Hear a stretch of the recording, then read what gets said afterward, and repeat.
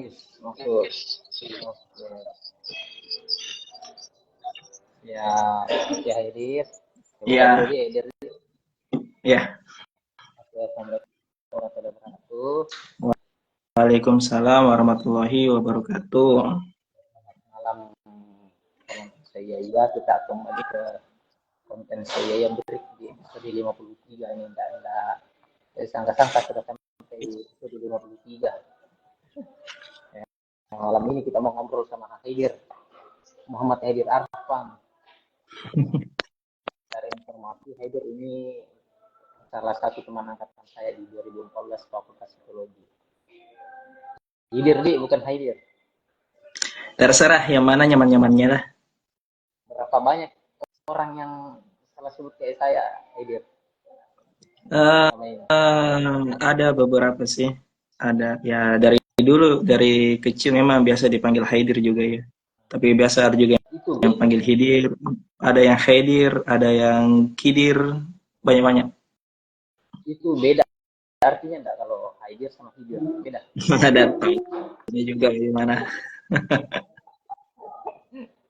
Oke, kita mulai diskusi kita dengan pertanyaan pertama itu. Hadir, silakan perkenalkan dirinya dan Oke, oke. Bismillahirrahmanirrahim. Perkenalkan, nama saya Muhammad Hidir Arfang, biasa dipanggil Hidir. Ya, ada juga Haidir dan yang terserah lah, yang mana nyaman-nyamannya lah. Uh, saya alumni dari Psikologi UNM angkatan 2014, seperti itu. Ya, mungkin itu saja ya perkenalannya. aktivitasnya sekarang apa ini? Aktivitas sekarang alhamdulillah sudah kerja di salah satu perusahaan swasta di Makassar. Bisa Kalau promote di sini kah? tidak lah,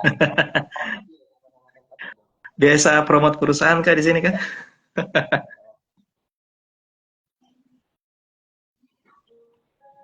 38 Indonesia di apa Ya, bangsa? ya, jadi alhamdulillah sekarang bekerja di perusahaan swasta namanya CV 38 Indonesia.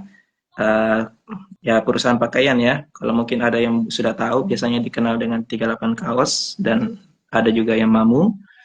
Jadi ya perusahaan pakaian begitu ya, pakaian-pakaian polos. Ya mumpung ada kesempatan ya, promote dulu sedikit ya. Ada di bergerak di bidang fashion berarti. Ya, oke, bergerak di bidang fashion. Di sana saya di bagian HR-nya, bagian HRD-nya, terkhusus untuk di bagian rekrutmen ya. Total karyawan sekarang berapa itu? Ya, Total karyawannya sekarang berapa? ya untuk total karyawan, alhamdulillah sudah cukup banyak. Nggak tahu sih total, mungkin seratusan lebih, kalau nggak salah. Banyak betul itu. Ya, 100. alhamdulillah sudah banyak, banyak yang harus diurus. Kita tumbuh bersama. Gitu kan? Ya, Penting tumbuh, juga. tumbuh bersama, banyak juga bersama di kerja. Jadi penonton sini ya, tema malam hari ini adalah kekambuhan pada pengguna narkoba. Ya, Ini menarik ini ya, karena bulan satu itu yang viral kayaknya kasusnya Amar Soni. Dia 2 kali gitu. Eh, pakai rehabilitasi, pakai lagi dan ya direhab lagi, gitu direhab ya. lagi, kita pakai akhirnya dicerai sama istrinya. Nah lanjut Edir, boleh diceritakan Edir kenapa memilih tema penelitian ini? Ya, kalau ditanya dulu ya alasannya dulu kenapa saya pilihnya, kenapa mau memilih kekambuhan pada pecandu narkoba. Eh, Dulu itu sempat penasaran saja ya, sempat penasaran kenapa sih orang-orang khususnya untuk mantan pecandu yang sudah direhab, eh, kembali lagi memakai narkoba. Padahal seperti yang kita tahu ya, terkhususnya lagi mungkin untuk yang pecandu yang sudah direhabilitasi sebelumnya, secara logikanya mereka sebenarnya sudah paham kenapa sih alasannya kenapa eh, bahayanya dari narkoba itu sendiri. Mungkin memang ada poin enaknya ya, karena ya namanya juga sangat adiktif. Tapi sudah pasti mereka sudah paham sendiri efek negatif yang akan mereka dapatkan ketika mereka mengkonsumsi narkoba itu sendiri. Dan pertanyaannya, loh kok kenapa mereka memakai lagi begitu? Padahal mereka sudah tahu konsekuensinya seperti apa dan hal-hal negatif apa saja yang mereka dapatkan. Jadi itu sih alasan utamanya kenapa saya mau meneliti hal ini. Dan kalau mungkin ada juga beberapa penelitian lain yang sudah menjelaskan ya, kenapa apa sih faktor-faktor yang sebenarnya mempengaruhi kenapa orang mau kembali menggunakan narkoba. Tapi alasan utamanya di sini, kalau rata-rata kan penelitiannya itu di lebih segi ke kuantitatif ya, lebih segi kuantitatif, berapa persen dari faktor ini mempengaruhi, berapa persen dari faktor ini mempengaruhi. Tapi tujuan utama saya itu saya ingin lebih mendetailkan. Kalau misalkan anggap saja ya, misalkan salah satu faktornya itu adalah teman. Temannya ini, faktor temannya ini seperti bagaimana?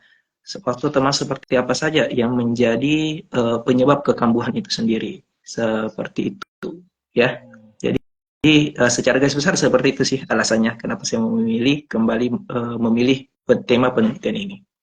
Tapi ini Aida sudah bersentuhan dengan ini atau tertarik dari kuantika? Memang kan kita kan ada mata kuliah kuanti TPS atau pada saat kapan?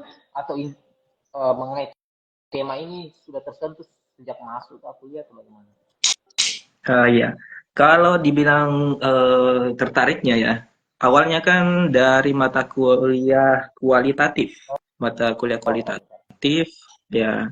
Tapi waktu itu temanya belum kekambuhan. Nah, waktu itu lebih ke arah apa lagi namanya ya? Lupa namanya waktu waktu itu. Tapi waktu itu pas saya angkat judul ke bagian penerimaan judul ya. Tema waktu itu belum diterima.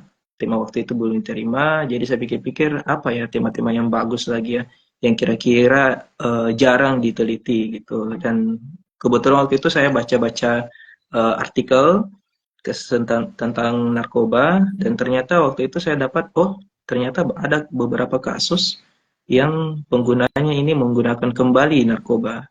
Jadi itulah alasannya, itulah pas di situ langsung saya ubah judulnya temanya menjadi kekambuhan kembali, seperti begitu. Iya. Kita kembali aja dulu ke pertanyaan mendasar. Orang itu pakai narkoba itu alasan utamanya itu atau paling banyak itu kenapa? Alasan utamanya ya memakai narkoba. Nah, secara garis besar sih untuk narkoba sendiri, terutama ya untuk partisipan-partisipan yang saya wawancarai kemarin, itu rata-rata pertama kali menggunakan narkoba memang karena usianya yang masih remaja semua ya, yang usia masih remaja, jadi rata-rata itu alasannya karena memang ingin coba. Memang rasa penasaran mereka itu tinggi. Nah, apa sih itu narkoba? Bagaimana? Kenapa sih bisa bahaya? Dan mereka ingin coba. Dan kalau pertama kali kita coba, pengakuannya mereka itu memang dapat hal-hal positifnya, seperti mungkin apa fisiknya yang langsung bugar gitu, fisik yang langsung bugar, ada rasa tenang yang dia rasakan, terus ada juga efek-efek kalau misal kayak mungkin pikirannya lebih jernih gitu. Nah, itu yang dirasakan sama orang-orang yang menggunakan pertama kali narkoba. Jadi yang mereka dapatkan itu efek positifnya dulu, seperti itu. Nah, setelah itu biasanya mereka karena sudah berpikir, oh enak ternyata ya, ada efek seperti ini yang saya rasa setelah menggunakan narkoba. Makanya itu terus yang mereka cari. Itu terus yang mereka cari dan sampai akhirnya mereka menggunakan narkoba seperti itu. Dan akhirnya mereka kecanduan memakai narkoba seperti itu. Nah, itu dari segi rasa penasaran ya. Tapi banyak juga faktor-faktor lain yang membuat orang-orang atau para remaja ini menggunakan narkoba. Salah satunya juga dari faktor keluarga. Kalau kemarin saya sempat lihat podcast dari Dr. Aisyah Dahlan yang katanya dulu pernah menangani kasus penggunaan narkoba seperti ini, dan dari partisipannya dari orang-orang yang beliau obati, rata-rata alasan utamanya itu menggunakan narkoba karena faktor keluarga, faktor keluarga yang di rumah ya, gitu. Kenapa faktor ini mempengaruhi? Karena rata-rata pengguna narkoba ini ada masalah di bagian keluarga. Mungkin keluarganya yang broken home, atau mungkin keluarga, atau mungkin orang tuanya sering berantem begitu, atau sering bertengkar setiap malam, setiap ada di rumah pasti sering bertengkar. Nah, pengguna narkoba ini karena kan bisa ibarat kata rumah itu adalah tempat nyamannya seseorang, seperti itu. Tempat nyamannya kita ya bisa dibilang zona nyamannya lah, zona nyamannya setiap orang. Nah, apa yang akan terjadi ketika zona nyaman itu rusak atau zona nyaman itu tidak nyaman lagi? Nah, berarti kita mencari zona nyaman yang lain, seperti itu. Dan bisa jadi zona nyaman yang lainnya itu adalah memakai narkoba, kalau misalkan memang pergaulannya yang mungkin tidak terkendali seperti itu. Berarti dampak instan, kalau orang pakai dampak instannya adalah bugar fisiknya ya. Iya, ya kalau salah satu efeknya ya, salah satu efek narkoba itu seperti itu. Kalau orang yang sudah memakai narkoba, meskipun tidak makan berhari-hari, tapi sudah mengkonsumsi narkoba itu bisa bertahan. Fisiknya masih tetap bugar, biar tidak tidur berhari-hari seperti itu. Karena kemarin ada salah satu partisipan saya ya, dia mengaku kalau sudah make satu kali, waktu itu dia make sabu ya, biarpun dia tidak makan selama 2 hari dan tidak tidur 2 hari, badan dia itu masih tetap bugar seperti itu. Sampai 2 hari. Iya, bahaya ya. Makanya banyak pengguna narkoba itu yang badannya kurus-kurus, tapi masih tetap Oh, kelihatan bugar. Tapi mereka masih tetap aktif ya, karena efek narkoba seperti itu.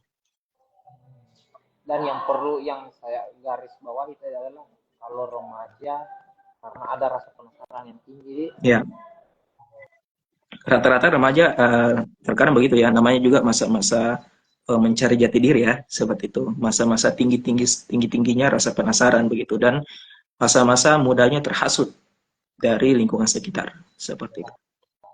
karena kalau mau dipikir kan kalau orang dewasa mungkin alasannya pakai untuk fit tubuh, kalau remaja kan fit untuk apa, berarti memang penasarannya harus Ya, dikelola.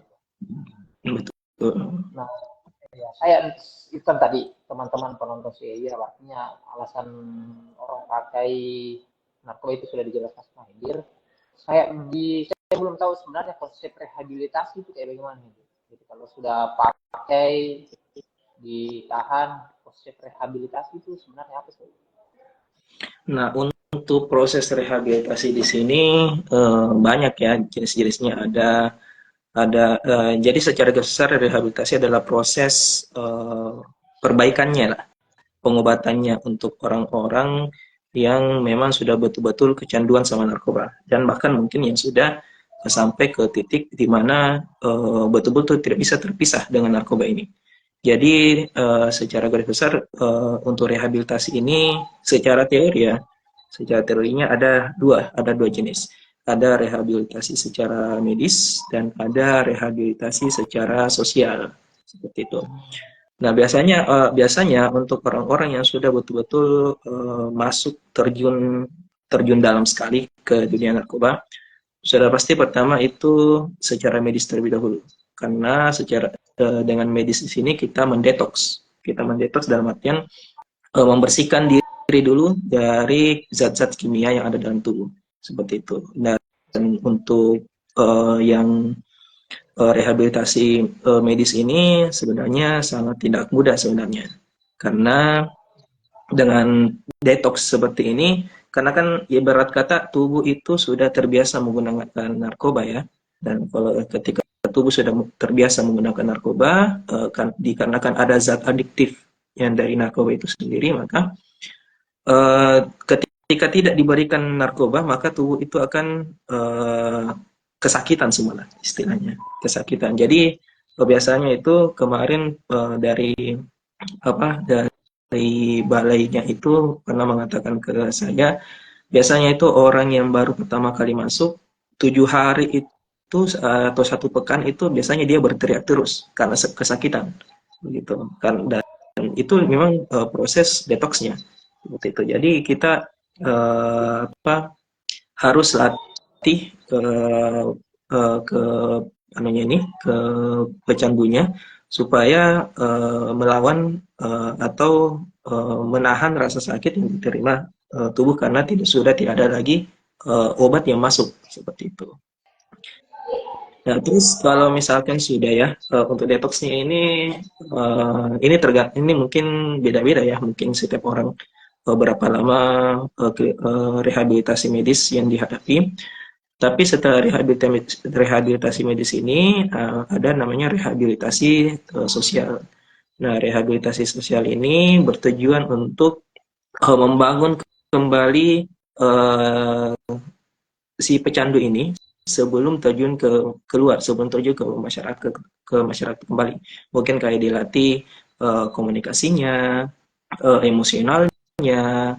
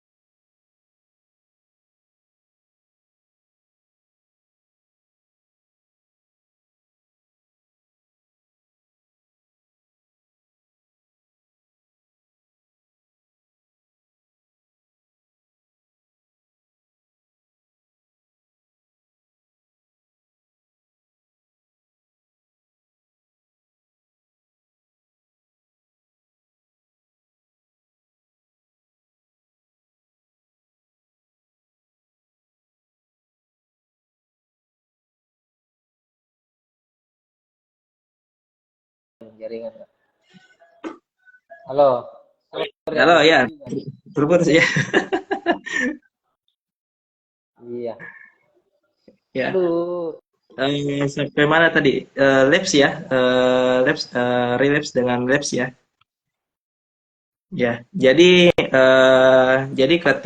untuk relapse ini kondisinya itu adalah ketika anggap saja kita pakai range 1 sampai 100 ya, range 1 sampai 100. Anggap saja waktu dia sebelum direhabilitasi candunya itu 100, maka ketika dia dikatakan kambuh kembali kalau range-nya ini sudah sama 100 juga kecanduannya, atau mungkin bahkan lebih seperti itu. Tapi ketika belum sampai ke titik itu, maka belum bisa dikatakan kambuh dia. Cuma masih dikatakan lapse seperti itu. Jadi lapse ini adalah kondisi ketika dia menggunakan kembali narkoba, tapi belum sampai taraf candu seperti itu. Jadi dia masih bisa mengontrol seperti itu. Kalau misalkan sedangkan relapse itu sendiri, yang betul-betul perilakunya sudah kembali ke sebelumnya. Mungkin setiap hari atau setiap jam mungkin menggunakan narkoba, dia melakukan apapun untuk dapatkan narkoba itu kembali, seperti itu. Oh, mantap ini. Saya akhirnya ketemu, oh ternyata kambuh terjadi karena seperti ini. Nah, Hadir, ini penelitian Hadir dilakukan berapa semester? Ya, Berapa semester ini dikerjakan ini? berapa lama penelitiannya dilakukan? Ya, Kalau lamanya sih, ini hitungannya dari mana nih? Hitungannya. semester mungkin semester. Kalau hitungannya dari pas proposal ya, ujian proposal, jedanya itu kayaknya kurang lebih 1 tahun kayaknya. Karena ujian proposal saya itu sekitar tanggal 30 Februari, ujian hasilnya itu ya 30 Februari juga seperti tahun depannya. 1 tahun. Nggak ada, 1 tahun. titik jatuh. Ya banyak sih, cukup banyak kendala-kendalanya sih. Kalau kendala-kendalanya itu ya salah satunya dari segi respondennya ya. Karena karena ini yang saya wawancarai adalah mantan pecandu ya. Pecandu, jadi ada beberapa kondisi saya dapat itu respondennya susah diajak ngomong buat itu. Karena mungkin tata bahasanya yang sudah kurang, mungkin sudah banyak sel sarafnya yang terpengaruhi, jadi dia tidak bisa menjelaskan apa yang ada di pikirannya seperti itu. Jadi itu yang susahnya. Jadi susah. Jadi Oh, untuk beberapa partisipan saya ini, ya alhamdulillah mereka bisa menjelaskan, mungkin meskipun tidak terlalu bagaimana sekali ya caranya menjelaskan, tapi ya alhamdulillah bisa dipahami lah seperti itu. artinya sampai di tahap itu di Ya, susah menjelaskan. Sampai di ya tahap mereka begitu. susah menjelaskan.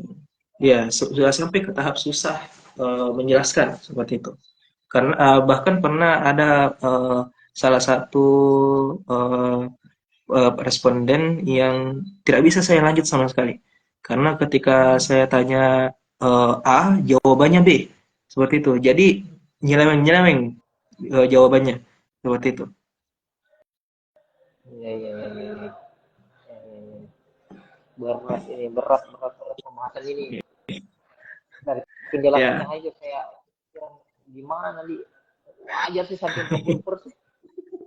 nah, Paling cuman kita di sini kan Sulawesi lah ya masih mantan mantan mantan pengguna. iya. Apalagi labeling-labeling seperti itu ya. Nah, belum lagi proses untuk betul-betul bersih dari narkoba itu sangat susah, seperti ya. Karena rehabilitasi itu sebenarnya bukan hanya di dalam balai rehabilitasinya saja, tetapi setelah keluar dari balai rehabilitasi itu sebenarnya masih masa tahap rehabilitasi sampai seumur hidup sebenarnya, seperti itu. Karena tidak ada yang betul-betul orang yang bisa pisah dari narkoba ketika sudah memulainya. Seperti itu. Mungkin yang sekarang yang sudah yang dikatakan bersih mitowah seperti itu, dia memang sudah bersih, tapi yang perbedaannya dia itu adalah dia bisa mengontrol ketika ada keinginannya untuk memakai narkoba, seperti itu. Sedangkan ada beberapa orang yang tidak bisa mengontrol ketika ada keinginannya untuk memakai narkoba, seperti itu. Jadi di situ segi pembedanya. Jadi kalau mau dibilang orang-orang yang sudah tidak memakai narkoba ini, ketika dia melihat narkoba itu lagi, pasti ada itu hasrat dalam dirinya untuk memakai lagi. Tapi mungkin dia bisa mengontrol hasrat itu ke arah lain seperti itu. Jadi dia punya opsi lain selain kalau misalkan ada hasratnya untuk menggunakan narkoba, dia punya opsi lain supaya hasrat itu bisa dinetralisir seperti itu. Nah, jadi ada beberapa orang yang memang tidak bisa tidak bisa punya pilihan, tidak punya pilihan lain selain kalau misalkan ada pilihannya narkoba untuk cari alternatif lain lah. Seperti tidak ada mungkin ada beberapa orang yang tidak punya alternatif seperti itu. Mungkin itu bahasa yang perlu kita gaungkan, bahwasanya rehabilitasi itu bukan hanya di tempat rehab, keluar dari itu ada rehabilitasi juga, supaya kita berperan seakan apa sih nama sebutannya orang kalau ia membantu rehab? Ya. Apa sih sebutannya orang yang bantu orang rehab begitu? Apa ya? Fasilitator mungkin. Ya mungkin itu. Jadi kalau kita bilang orang bahasanya rehab adalah lingkungan yang di luar dia adalah rehabilitasi, ya. Mungkin kita akan ikut berperan aktif. Oh, ada peran untuk membantu dia rehabilitasi. Iya. Nah, jadi itu yang perlu masyarakat harus pahami ya. Masyarakat harus pahami, bukan berarti orang-orang yang yang merehabilitasi itu harus orang yang dalam balai rehabilitasi, bukan. Tapi semua orang-orang yang berhubungan yang punya hubungan dengan yang pecandu ini itu adalah orang-orang yang rehabilitator lah istilahnya, gitu ya, rehabilitator. Jadi kita yang bisa membantu orang tersebut untuk tidak kembali lagi menggunakan narkoba. Jadi hanya bedanya hanya ya mungkin orang-orang yang dalam berrehabilitasi ya mereka ada area khusus yaitu di tempat balainya. Sedangkan kita ya jadi masyarakat umum ini membantu dari segi sosial seperti itu. Membantu segi sosialnya ya jangan di-labeling, jangan di-judge begitu. Apapun yang dilakukan jangan dipandang negatif seperti itu. Nah, ajar meneliti ini secara kualitatif. Misal ada orang bertanya atau itu diberikan kesempatan, apa sih yang bisa dilanjutkan dari penelitian ini? Ya. Menurutnya hadir menarik. Hal yang bisa dilanjutkan ya dari penelitian saya. Kalau ditanyakan seperti itu, sebenarnya dari penelitian saya ini masih ada beberapa hal yang kurang ya. Jadi kalau misalkan ada beberapa teman-teman dari yang masih kuliah dan mau meneliti hal yang seperti ini juga, mungkin bisa saya sarankan yang pertama itu kan saya di sini target penelitiannya adalah remaja laki-laki, begitu ya, remaja laki-laki. Saya tidak dapat responden yang perempuan. Sebenarnya kemarin saya juga targetkan yang perempuan, tapi ternyata saya tidak dapat yang responden perempuan. Jadi bagusnya juga kita juga lihat dari responden perempuan kalau ada ya. Nah, kan bisa jadi mungkin ada perbedaan ya, mungkin ada perbedaan karena ada kita bahas gender di sini, mungkin ada perbedaan sedikit seperti itu. Dan kalau misalkan memang hal yang lain juga yang bisa teman-teman teliti juga dari yang bisa teman-teman tarik dari penelitian saya. Kalau di sini kan saya targetnya ya remaja ya, seperti yang saya sampaikan tadi. Tapi mungkin yang mau meneliti soal kekambahan juga bisa meneliti mungkin yang sudah dewasa. atau mungkin yang sudah berkeluarga seperti itu. Ya kan tidak menutup kemungkinan ya, mungkin saja ada beberapa orang yang sudah dewasa atau mungkin yang sudah berkeluarga yang mantan pecandu tapi ternyata memakai lagi seperti itu. Jadi bisa lah seperti itu. Mungkin yang bisa teman-teman ambil dari penelitian saya ya. Betul, betul.